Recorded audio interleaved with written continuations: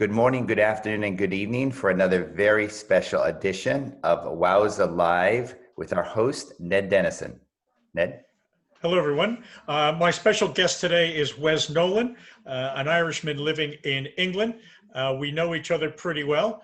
Wes, go ahead and say hello today.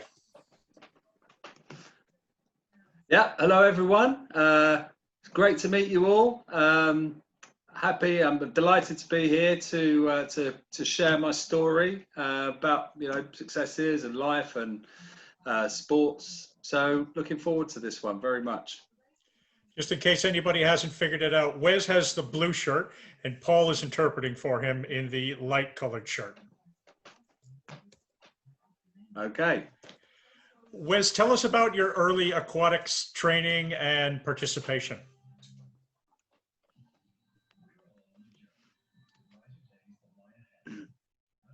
Okay, no problem. Way back when I was in a deaf school in Dublin, it was called St. Joseph's School in Cabra. Yeah, it's Dublin. It's a deaf school in Dublin, and I was always confident in my swimming abilities. I was quite good. So I joined the swimming club through, PE, physical exercise classes, PE. And I realised that, playing football or hockey, lots of different sports, Gaelic football, I wasn't very good. I wasn't naturally gifted. I didn't mind watching. But swimming, I realised, I'm a pretty good swimmer. I could, speed-wise, I got more and more addicted to it. It was a lifelong thing. For many years, swimming was my thing. And I'd been to swimming galas. And then something came up. The deaf school set up water polo as a new sport. So they were trying to enlist support and get people involved. So I got into that. And it was a completely new thing for everyone. There were maybe one or two that might have played a bit before that knew a bit about water polo. So yeah, I got involved in that, and that was it. It was very different. It was all about teamwork, different from a swimming club where you're focusing on yourself and doing your lengths. And water polo everything's about the team. So the mentality, the tactics, scoring, defense, forward play, that really suited me. And from that, water polo was my thing for a very long time. So Steve and I both played water polo for a long, long time. For me, water polo was not about teamwork and tactics. It was about the referee and the whistle. Yeah, absolutely. How did you do that, Wes?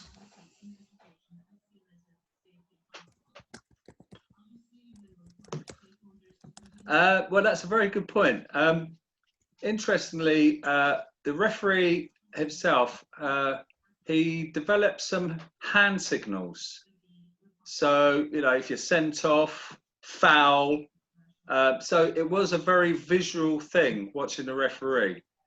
And, if I'm on a player, I'm marking a player, I knew, I could look and see if it's okay or a foul. So I think, all right, no, I better move back a bit. So I think with the deaf team, it was always about keeping eye contact, keeping an eye on what's going on, having an understanding of, okay, I'm getting too close to this guy. It could be a foul. And then basically, if you're not sure, you'd look over, check, and you think, okay, yeah, that's right, here we are. And there were two referees, so you'd see one on both sides. Wes, so was this an international signal for I'm going to sink the man?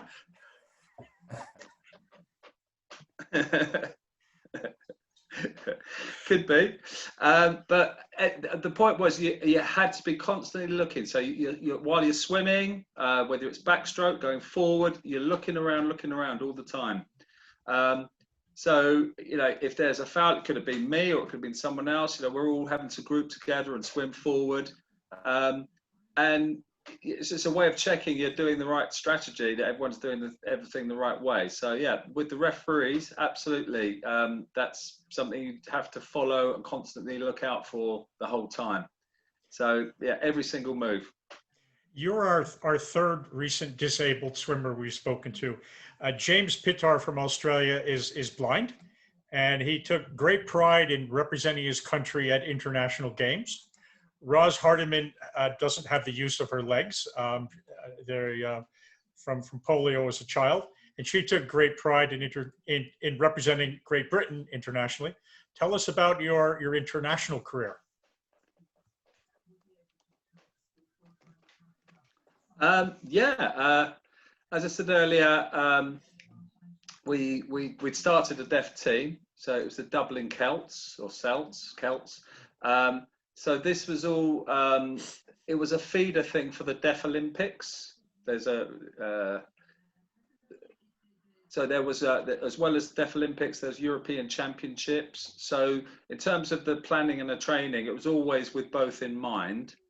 So all of us deaf players, we're all sign language users. The coach could use sign language too.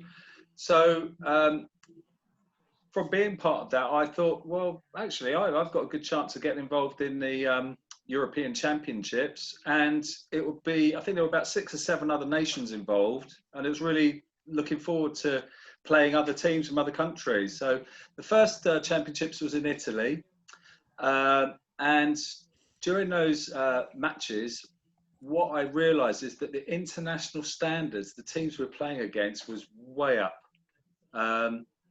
So after the European Championships, we were proud that we'd represented Ireland with a deaf team. You know, all that means in representation, the pride and the strength of teamwork and everything. So from that, it was an impetus to keep going. And then there was second European Championships in Hungary. Okay, second championships was in Hungary. We won medal, bronze. Yeah, bronze medal in Hungary. Then after that, there was the Deaf Olympics in Taiwan. And that was absolutely amazing. You know, again, the standards, how we were treated, you know, and the Irish team's reputation was a great experience, fantastic for us. I mean, we didn't achieve a medal, unfortunately, in Taipei. We had the strongest team we ever had, but we still didn't make it. So that was one little frustration. But, you know, we'd have some results which were 9-8, you know. We're playing against the gold medal team a few rounds before.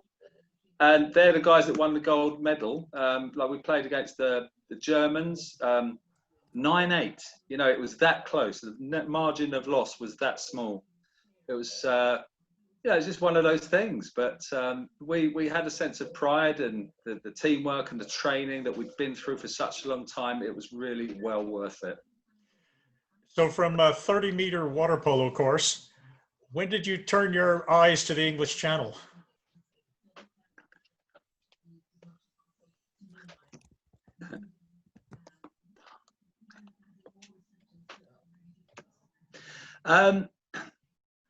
Well, I moved from Ireland to London, started a family, and my job was in London, and I think straight away that was the time to retire from water polo. I'd had tried to play with a hearing water polo team, and the dynamic was very different. You know, you've got all your deaf buddies, you can all communicate together, and you know, you've got the banter and the jokes and all that stuff. And then into a team that's fully hearing, verbal communication. You know, I played okay, played quite well, and it was a nice club, but it didn't actually feel the same. So I just thought, you know, time to retire. And then one day, I think I saw something on a website. It was some kind of great swim event. So I saw the ad, and I took my family along, and I was looking. I thought, wow, everyone's in wetsuits. and their open water looks almost black.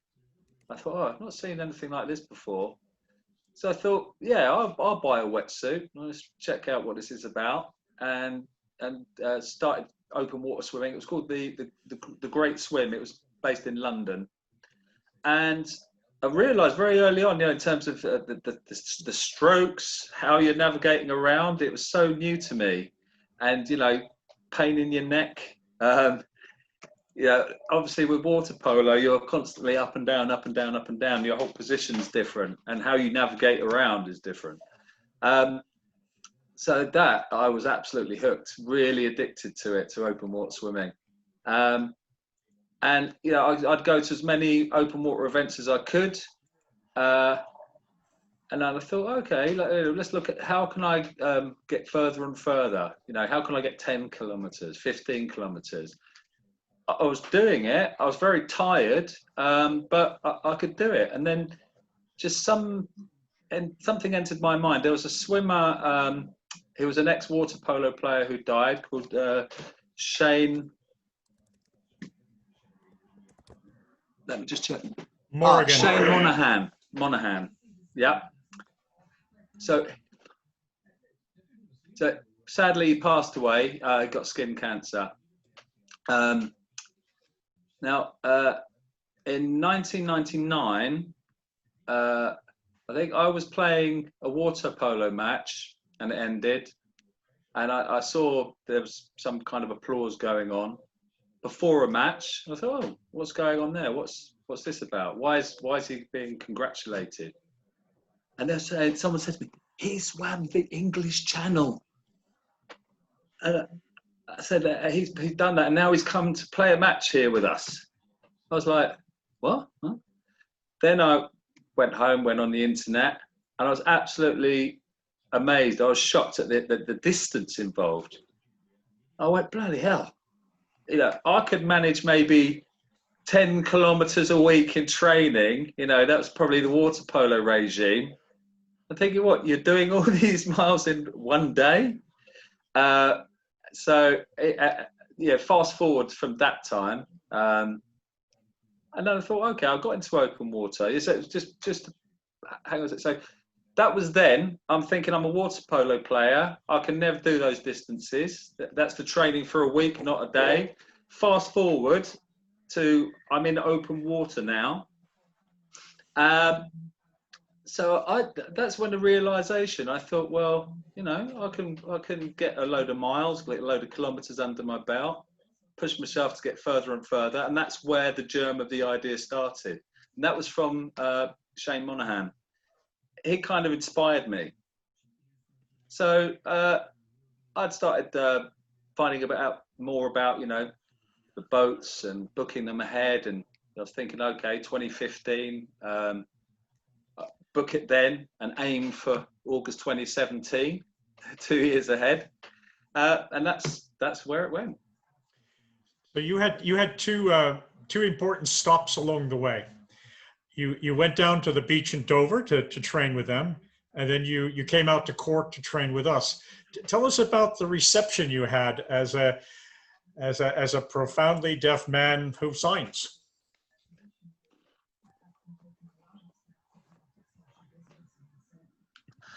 I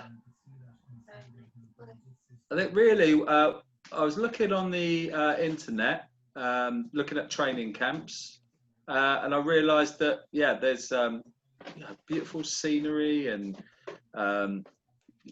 looking at pools which would be suitable for open water training. And I was talking to a really good friend of mine, Paul O'Callaghan. Yeah. And he recommended to me to do the Cork Distance Week. I said, oh, okay, yeah. He told me, Ned, your name. So I thought, okay, I'll send Ed an email, and we were corresponding back and forth on email. And I felt welcomed already. So I thought, yeah, this is a great thing to do.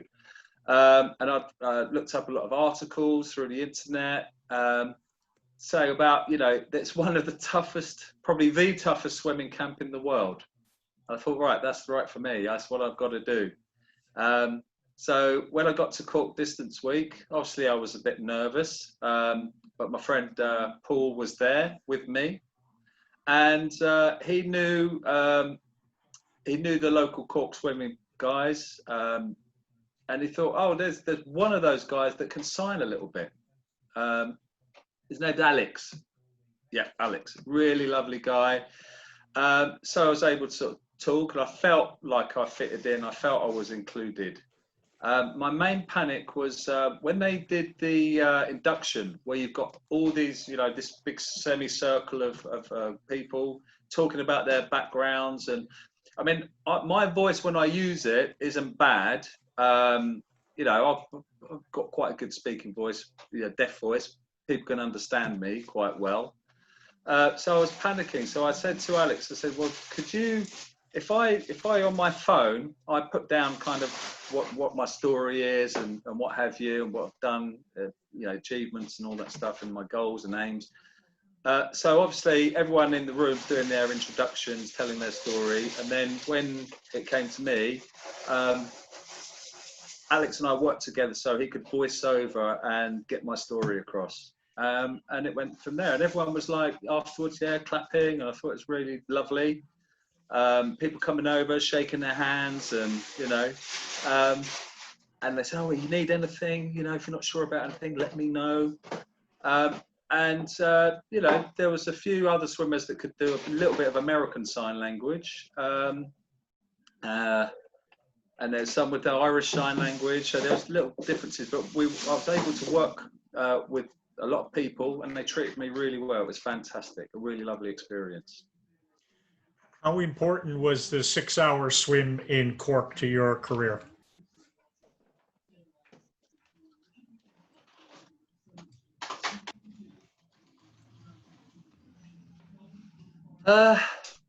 Well, I'd previously I'd been to Dover Beach. I think it was 2016, and the English Channel was, something coming up the following year.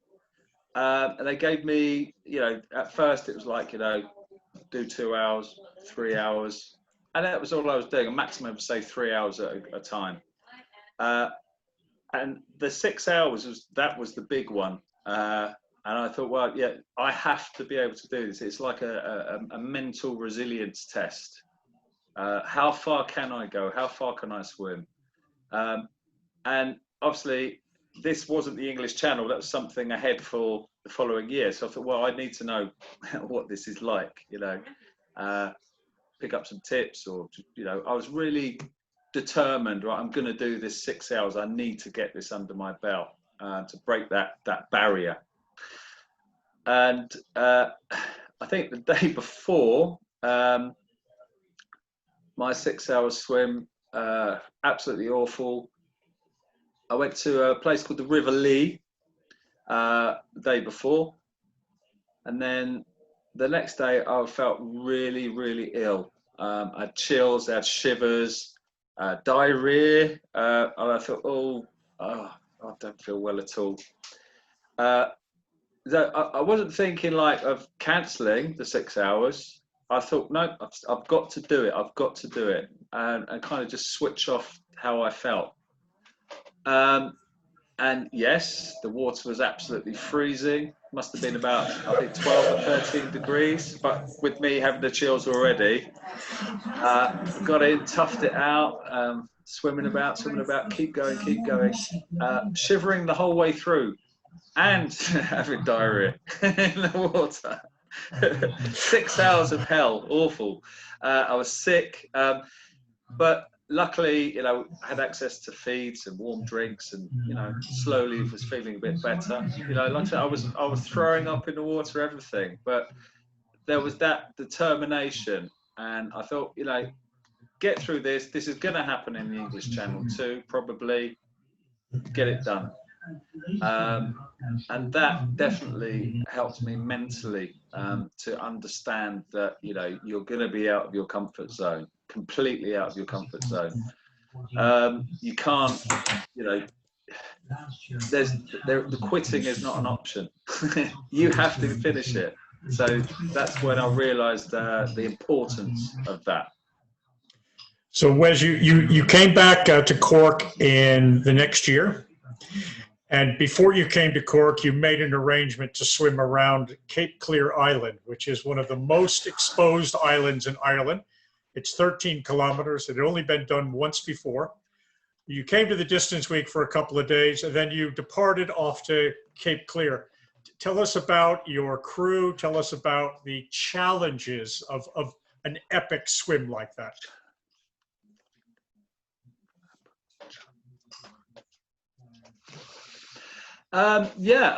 Interesting. When I booked Cape Clear Island, I'd said to the boat pilot, I said, "Oh well, I'm hoping to do it at the weekend. Next weekend. So thought fine. Looking at the schedule, asked my friend Paul, can we go on Friday?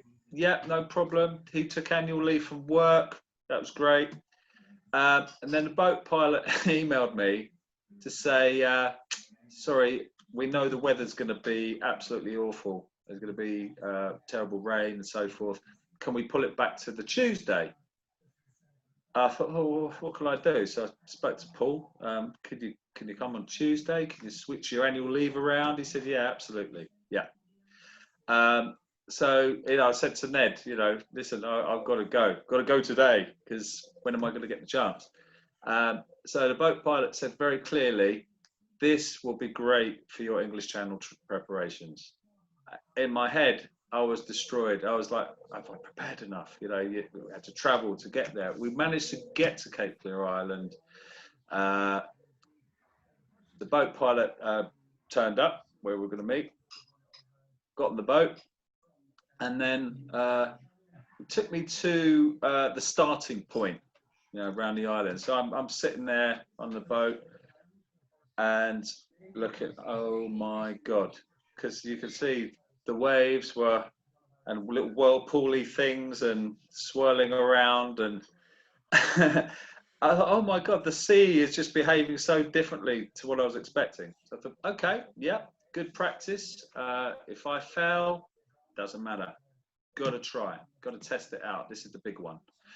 So got to the starting point, and the pilot says, right, you ready? Yep. Straight in the water, start swimming. And I was focused. I was really, I'm determined. And it was colder than I was used to. And I thought, yeah, I can handle this. And then I'm looking aside at the cliffs. I'm thinking, okay, that's okay. I think after about 15 minutes, I thought I'll have another look, see how I'm progressing. Looked across. I thought, what? This is exactly the same view as I had 15 minutes ago. And the boat pilot's saying, yeah, come on, you gotta get a bit faster, a bit further. So in terms of mentally, the sort of the pace I was planning to have, I was thinking, I'll try 40%. I had to zip up to 60%, and I was just worried about how much energy I'm going to have. I thought, oh, I can pace it and spread it out and get through this. Try and conserve energy to do the swim, and then you've got all these waves and the wind, and it was such a different experience. It helped me adjust internally to what needs to be done, and the sea was explosive. It was like nothing I've ever had before. The waves were crashing on the cliffs, and you're going up and down and all around, and you're swimming through it. You're motoring on through it. So I think when it came for time for the first feed, everything went wrong. I had cramps in my legs, felt like a bad pulled muscle. It was like completely unexpected. First feed, I've got this. I couldn't kind of relax. I thought, oh my God, this is just the first feed. I was thinking, oh, I might end up quitting and getting on the boat. And I thought, no, it's this war. No, you can't. So luckily, yeah, Paul made sure I was getting my drinks and making sure I'm okay, and just trying to suggest, is there a way you can stretch your leg in the water? No, it was making it worse. So, like for water polo, the fast swimming style, I was upright. I'm looking around, using my legs, trying to keep going and going. And then I think about 45 minutes later, finally, the cramp eased away. I was starting to feel a bit better, and was able to kind of pick up the pace and get the rhythm back, to keep that moving forward. And the mental side of it too, churning backwards and forwards. So finally, after all that, get back round to the starting point. Wow, I just felt so proud, and I thought, well, this is a taster of what it's like for the English Channel, and it's a mental thing, and it's overcoming your problems with your body, mind over matter, that kind of thing. It was absolutely best practice ever. So you had disappeared out of the camp for a day, and then you returned the next morning having conquered one of the toughest swims around. What was your reception like?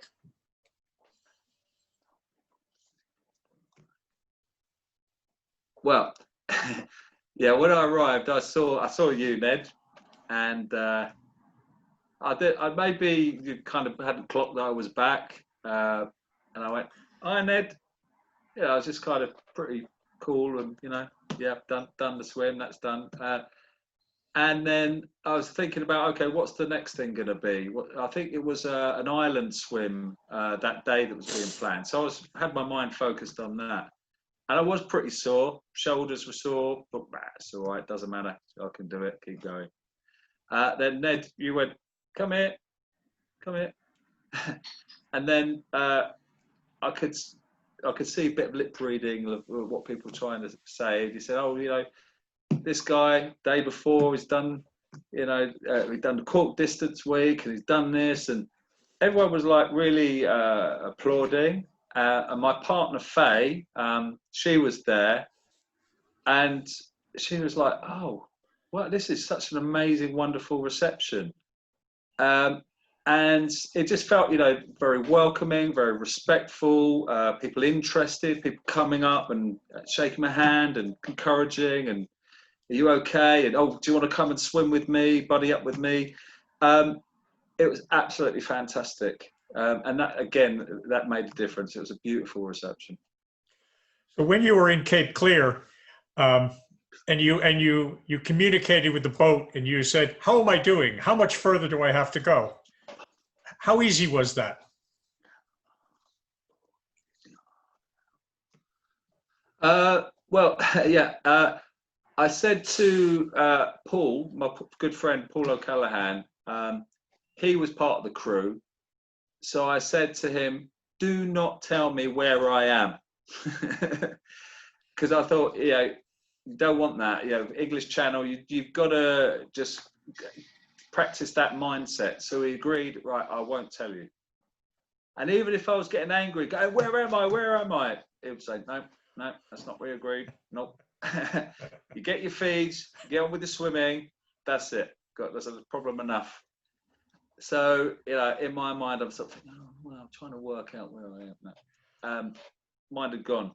Couldn't do that. So it's just focus on swim, feed, and that was it. And he never told me where I was, which was hard but good. And then Paul told me at the end. He said, "Do you remember, when you looked around at the sea?" And I realised, I thought, "Oh yeah, that looks like where, oh yeah, that was where the start point was. It wasn't that far."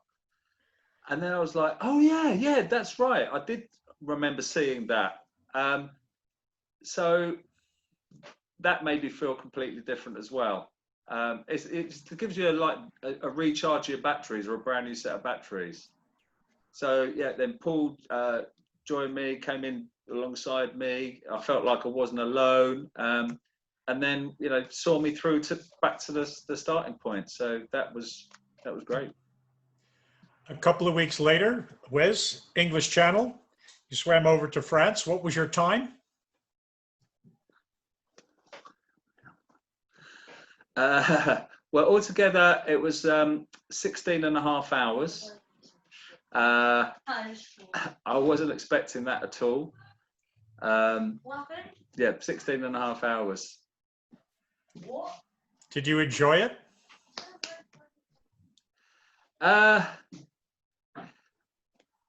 Well, it was such an extreme challenge. I think we had on the crew, there was Tom, Kathy and Graham with me on the boat. I think at the start, the English Channel, obviously it's dark, early morning start. And then sort of going back to Dover, I did do some night swimming in training at Dover Beach. And had people with me, I think maybe 2 or 3 times. No fear, unique though. So I kind of had an idea of what to do. It's pitch black.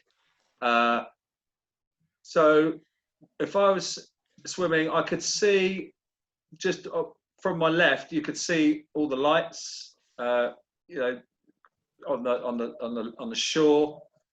Get a kind of an idea of visual horizon, a visual field. So I kind of had a feeling, yeah, I'm okay where I'm going. That for training. So for the English Channel, that start bit, the water was quite choppy, and the boat was, you could see quite clearly the boat's going around in the water. So I'm using my left. I didn't know.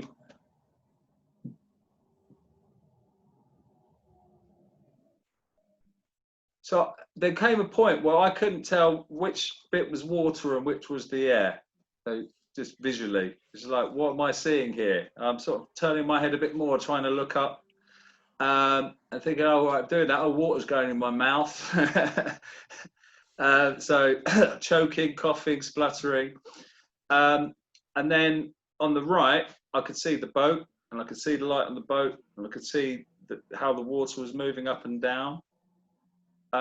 So the left was a bit kind of disorientated. So I was a bit weaving from side to side. And that was quite a shock. And I thought, why is this happening? I've only just started. Why am I struggling so much? And I was stiffening up. I was sick. Yeah, it was awful. I was getting really emotional, and I was thinking already. I think, oh, am I going to quit soon? I wasn't expecting that, and it was a real struggle. Excuse me a sec. Can you stop? So I've got someone in the room that's interrupting. I should have locked myself away. Right, carry on. Sorry. So it's 2:30 in the morning. We started pitch black. It felt like a struggle the whole way through. I think the first hour's feeding time. I was saying to the crew, I was struggling. I'm not enjoying this. I was getting angry and upset, and the emotions were kicking in. I was thinking, did I really ask for this? And I thought, no, I've been training 2 years for this. I'm prepared for this. Oh, I'm not prepared for this. I am prepared for this. It was a pretty bad start, and I thought, I'm exhausted already, and I've got all that way to go. But luckily, crew encouraging me, come on, you can do this, calm down, keep positive, and the 3 of the crew on the boat were really kind of laying it on to be positive. So it started getting better and better and better. But that particular part was hell. Even though I thought I was prepared, I wasn't prepared for that, but got through it. A couple of months later, the CSA very formal dinner in Dover at the town hall. Presumably you had your tuxedo and your family around you. What was that like?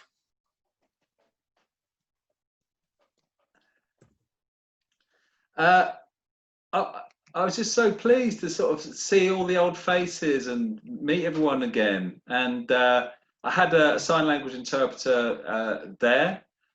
So, you know, there was a lot of speeches and all the seeing the old faces, remembering their names, and everyone's, you know, congratulatory, and everyone was congratulating each other because we knew, you know, it's an achievement. We've done the English Channel, and there was a PowerPoint. I never forget seeing, you know, the list of names, you know, of who's done it.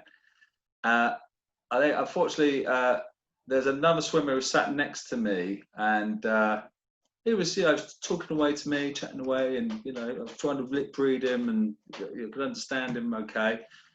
And the PowerPoint was there in front, and I could see the list of names, and then there's my name.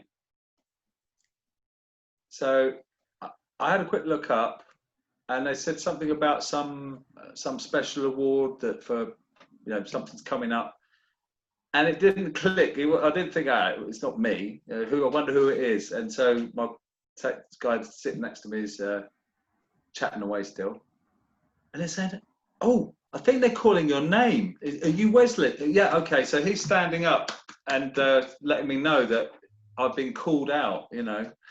So it's quite embarrassing. So I'm walking around to the front to get this award, but I filled up with pride. The award, it just felt like something so valuable and a huge achievement, and it was like, you know, one of the highest accolades I've had in my life, you know. And I was proud that I was there in front of my family, and you know, I had a family in Ireland and family from London, and it was like, for me, it was an opportunity for me as well to show my thanks for the support that everyone had given me, and how hard the crew had worked to look after me. So this award wasn't just for me, it felt like it was for everyone who was part of that team effort. So for people listening, a couple of takeaways from this. One of the first takeaways is the more you get around the world, when you go to, for example, an event in Dover, you know more people, and it feels like a family. And I think that the second takeaway is, after you've done something as monumental as a big channel swim, there's often an annual something, and you look at your travel budget and you wonder, should I go? We recently had some folks from Australia come to Ireland to celebrate having swum the North Channel. This was, you know, months and months afterwards, and it seems like the further you travel, the more you enjoy the event. So I would encourage people who do something big, take a serious look at the celebration afterwards, because it can be a really meaningful part of the whole experience. What's next, Wes?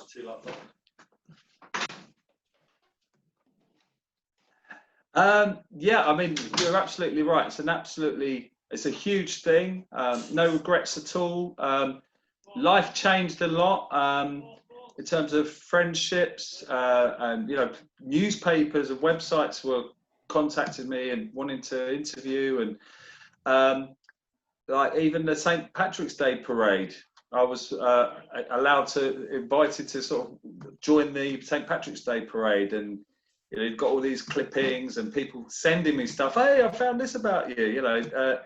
You know, I was invited to go to my old deaf school to present and talk about, you know, to the deaf kids about the Channel swim, like you know, a motivational thing.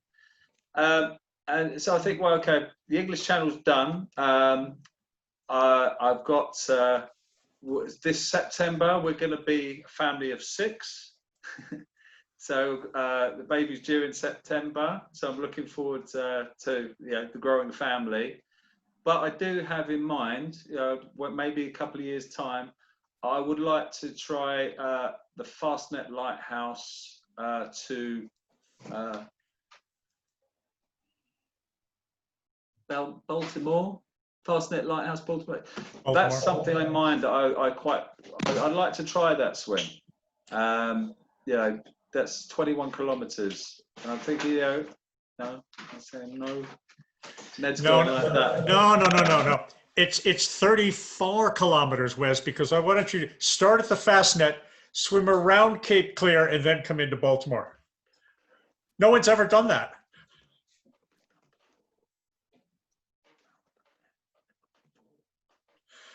All right, okay. I'd like to give that a try. That's a great idea, Ned. All right. I'm happy to give it a go. We've reached the end of our time. Paul, thank you very, very much for your help in interpreting. And Wes, nice to see you again.